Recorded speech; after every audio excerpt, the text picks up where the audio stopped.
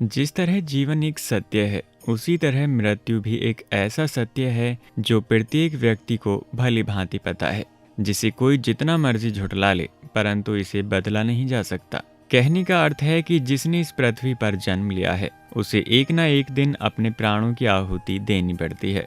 वेद, स्मृति और पुराणों के अनुसार आत्मा की गति और उसकी मृत्यु के बाद शरीर को छोड़ने के बाद किसी और लोक में पहुंचने का वर्णन अलग अलग मिलता है।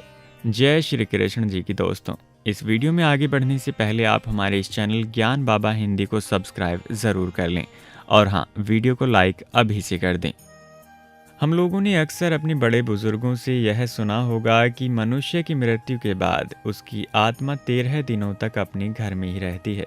मगर क्या आपने सोचा है कि ऐसा क्यों होता है? अगर नहीं तो चलिए इस वीडियो के माध्यम से आज आपको इससे संबंधित जानकारी बताते हैं और इसी वीडियो के माध्यम से हम जानेंगे कि आखिर क्यों मृतक के शरीर की आत्मा 13 दिनों तक अपने घर में भटकती रहती है। साथ ही साथ ये भी जानेंगे कि 13 दिनों तक मृतक के नाम का पिंडदान क्यों किया जाता है।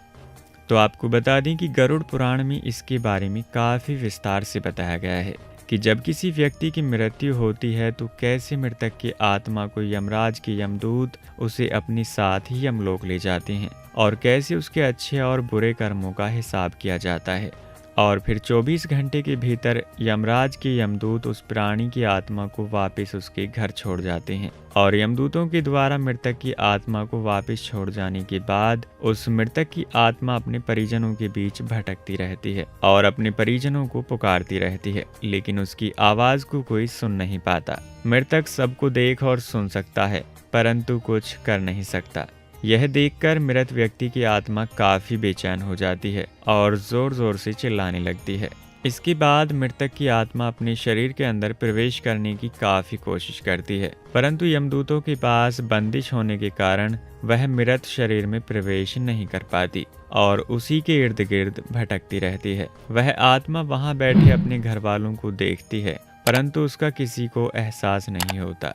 गरुड़ पुराण के अनुसार जब यमदूत मृतक की आत्मा को उसके परिजनों के पास उसके घर छोड़कर जाते हैं तो उस समय उस आत्मा में इतना बल नहीं होता कि वो यमलोक की यात्रा तय कर पाए।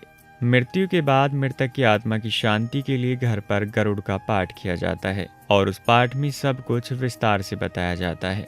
गरुड़ पुराण के अनुसार किसी भी मनुष्य की मृत्यु के बाद जो 10 दिनों तक किया जाता है, उससे मृतक की आत्मा के अलग अलग अंगों का निर्माण होता है और जो 11वें और 12वें दिन पिंडदान किया जाता है, उससे मृतक की आत्मा रूपी शरीर का त्वचा और मांस का निर्माण होता है और जब मृत्यु के पश्चात 13वें दिन 13वीं की जाती है तो उस दिन मृतक के नाम का पिंडदान किया जाता है, जिससे मृतक की आत्मा यमलोक तक की यात्रा तय करती है। अर्थात मृत्यु के बाद मृतक के नाम का जो पिंडदान किया जाता है, उसी से आत्मा को मृत लोक से यमलोक तक यात्रा करने की शक्ति मिलती है।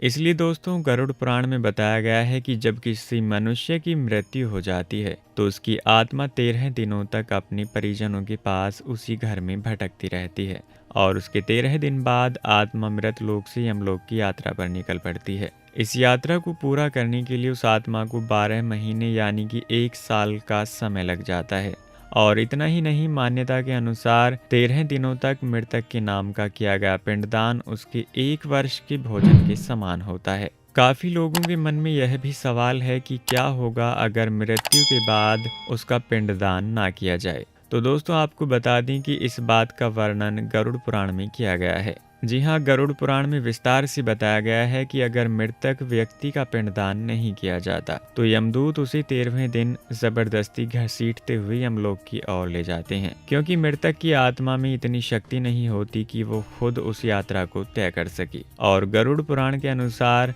मृतक व्यक्ति की आत्मा को इस दौरान काफी कष्ट उठाना पड़ता है। इसलिए हिंदू धर्म में मनुष्य की मृत्यु के बाद 13 दिनों तक पिंडदान करना आवश्यक माना गया है।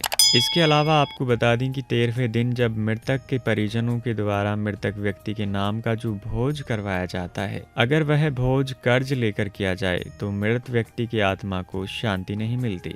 इतना ही नहीं, गरुड़ पुराण में यह भी बताया गया है कि जो व्यक्ति जीवित रहते हुए अच्छे कर्म करता है, मृत्यु के बाद उसकी आत्मा को यात्रा के दौरान यमदूत कोई कष्ट नहीं देते।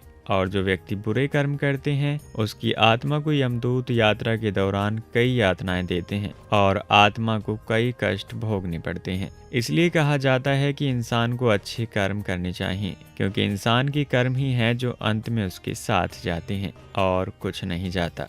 तो दोस्तों, उम्मीद है आपको हमारी ये वीडियो पसंद आई होगी।